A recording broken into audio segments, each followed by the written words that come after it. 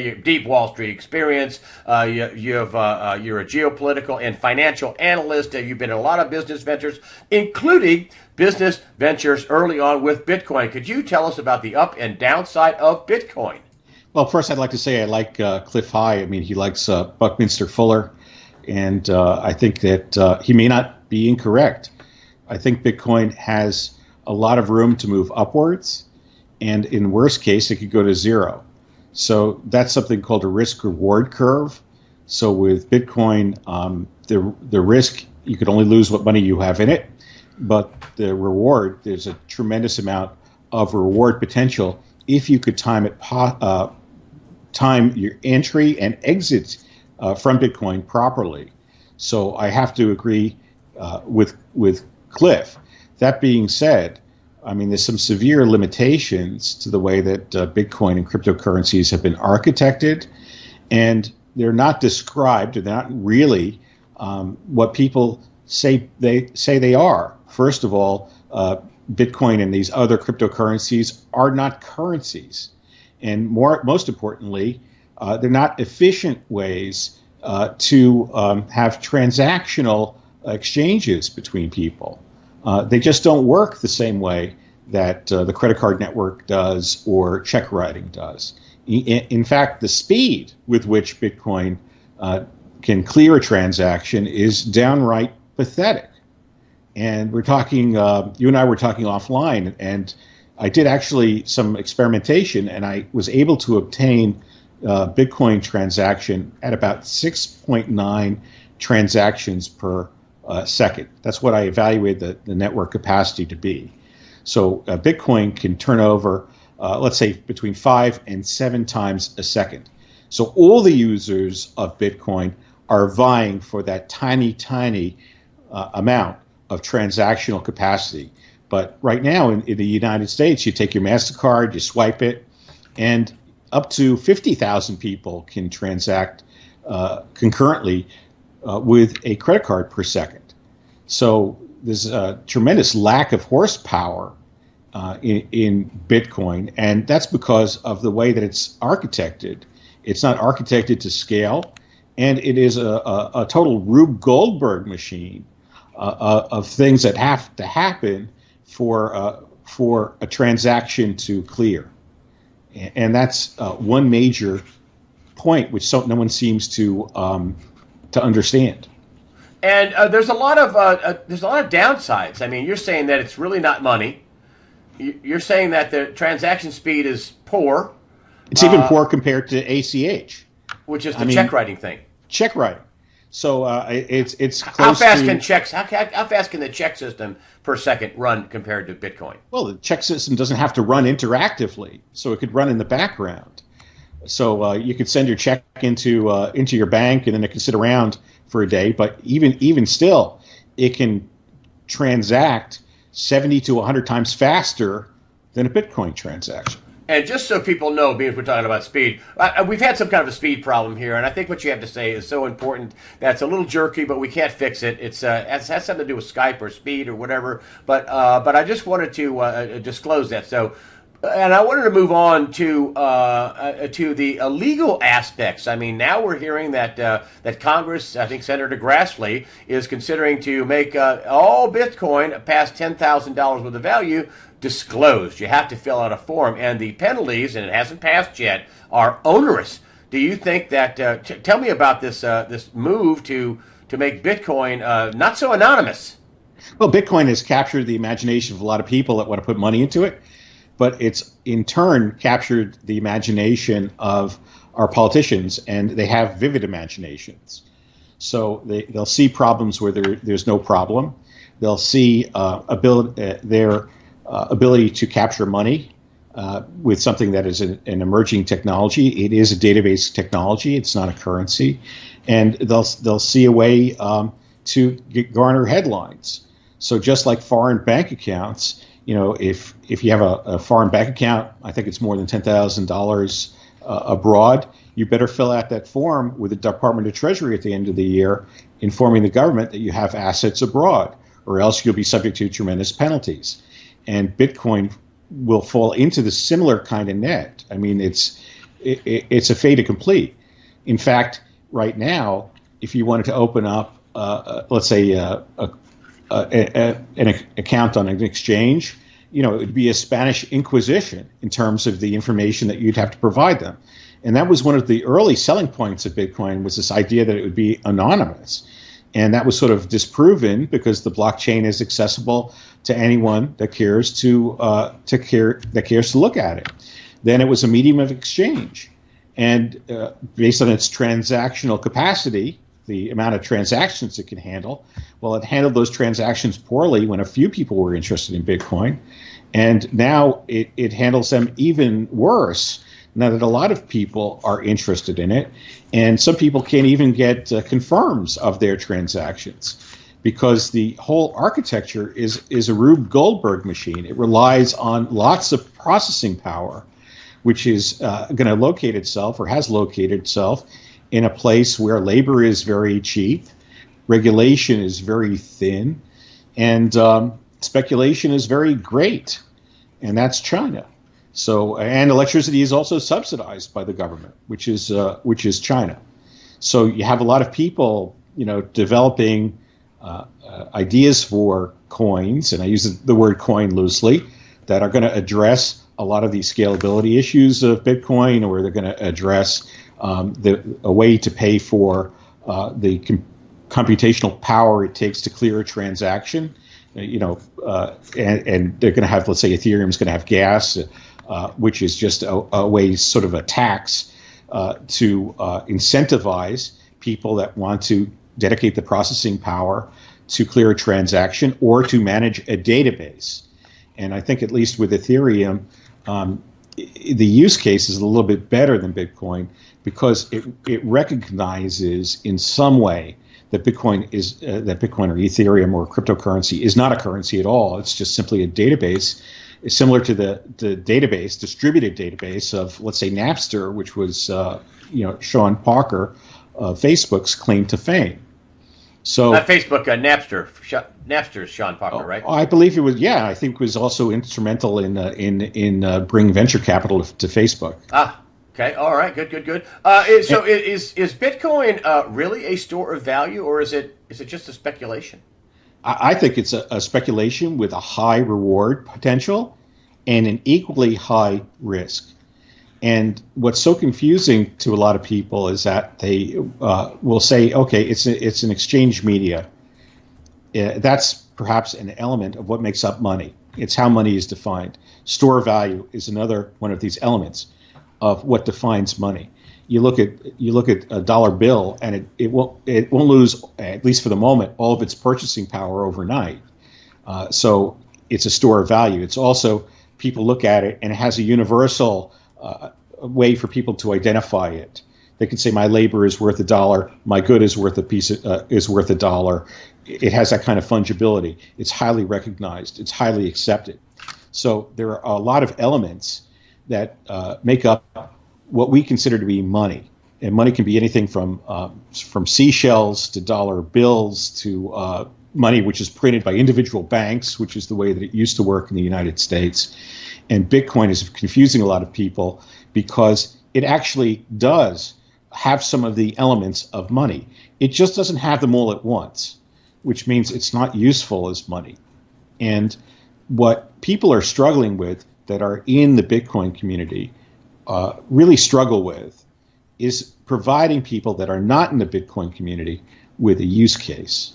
In other words, they have a hard time describing why Bitcoin would be useful for the average day American.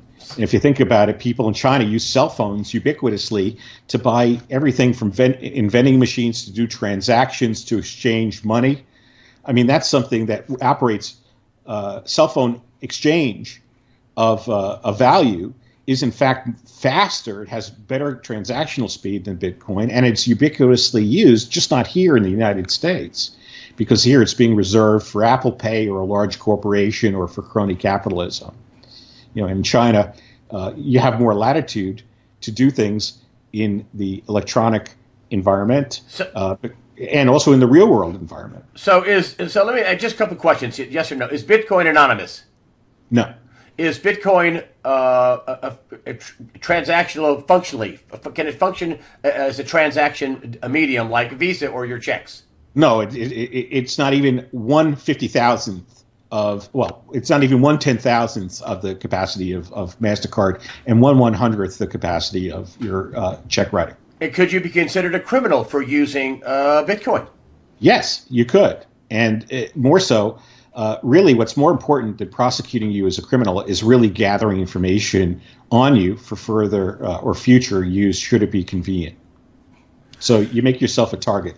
Not so much if you have a little bit of it, but the threshold will be set pretty low eventually, and that's $10,000.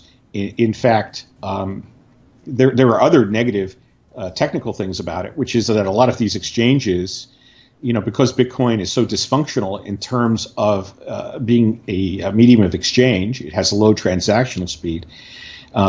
You'll transfer money to, let's say, an exchange in Bitcoin. I shouldn't even say money. You'll transfer Bitcoin or a crypto key over to an exchange, and they'll have to wait for it to clear.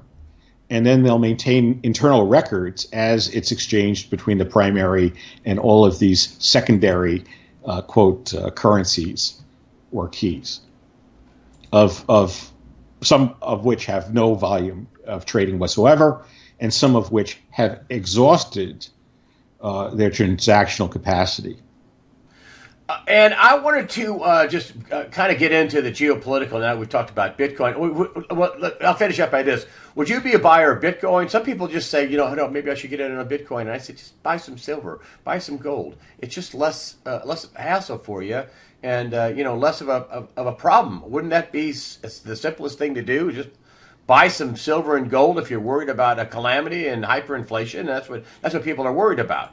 Well, you shouldn't buy something just because it goes up, but it could be, for many people, an effective strategy to buy something that only goes up. And the doors to getting into Bitcoin are wide open. You could probably transfer money to Bitcoin as long as you're going to wait for the transaction to clear to one of these exchanges. But besides the fact it has a very poor throughput, it may not have an exit at a later. In other words, if everybody wants to get in now, and the door is wide, like a barn door, but when everybody wants to get out, it says, "Oh yeah, you got to get through this little bitty hole here, this little narrow window." But the door to get in is like a hangar door. But to get out is when you're talking about transaction speed is very slow, and if everybody runs for the door, you may not be able to get out ever. And all the doors are in China. They're sitting in some sweatshop with a bunch of people that live in the sweatshop, monitoring a bunch of cheat machines, potentially running bootlegged software, which is then subject intentionally to viruses and to exploits, which are inventoried by the NSA, and which could be shut down in an instant simply by turning off the port or the communication protocol in a router between China and the U.S., or it could be shut off in a day by fiat here in the United States by shutting off the communication. You call up Verizon, I don't want Bitcoin to be transacted. Bang, it's over. But notice that the cryptocurrencies have captured the imagination not only of the small investor, but also of the institutional investor, for the reason I would say that Bill Gross states, that it is very easy for people to try to make money with money, but it's very hard and becoming more difficult to make money by doing something in the real world. In other words, mining coal or gold or silver, yeah, or drilling for oil, or manufacturing car parts or bearings, or making something in the real world is what you're saying.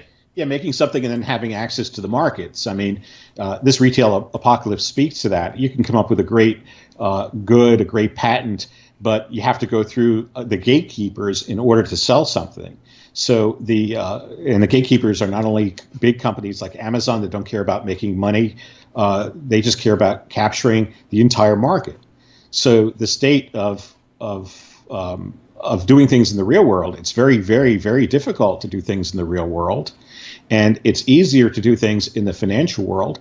Thus, everything in our economy has become financialized, which is dangerous. Which is very dangerous because the financial world depends on a foundation point of real world infrastructure, real world technology.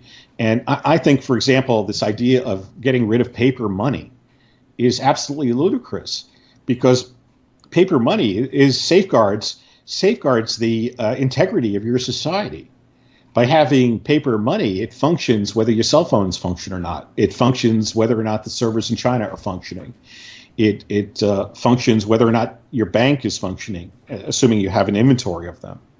And we could see what happened in India when they removed the equivalent of their $20 bill. I think it was a $7 equivalent and a $15 equivalent, if I'm not mistaken.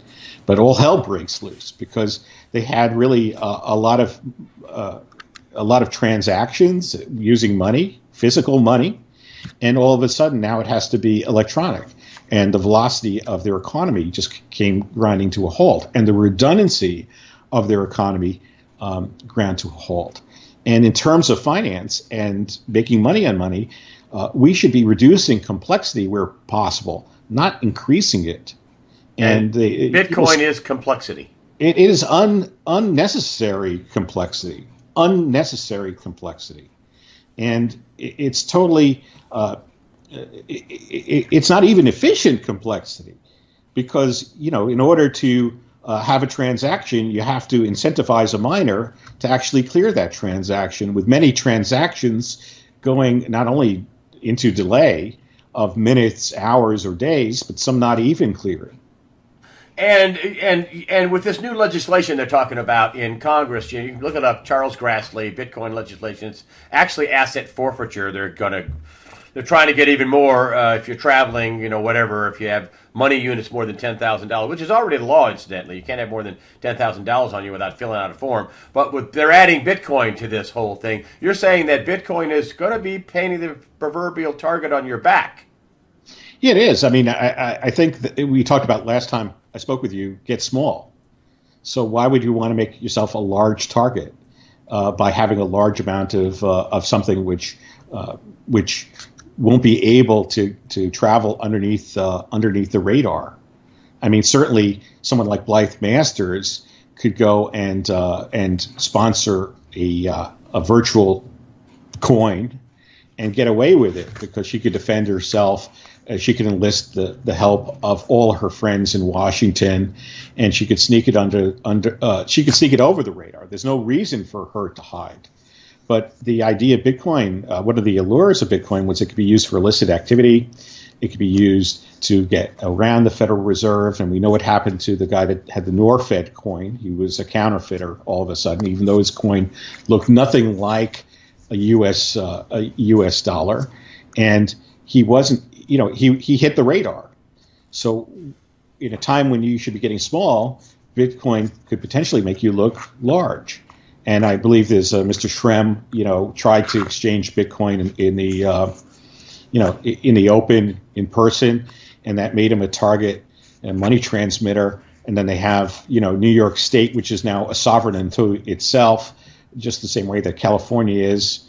And, they could do whatever they like and have BitLicense or even regulate it further to block its implementation in favor of the large players. And again, the large players are involved in finance because that's what they do. They're not very good at building factories, getting their hands dirty, doing things like engineering, building out infrastructure. They're just good at drawing down on a game that's rigged in insurance and healthcare and education, and just steal money as they go along.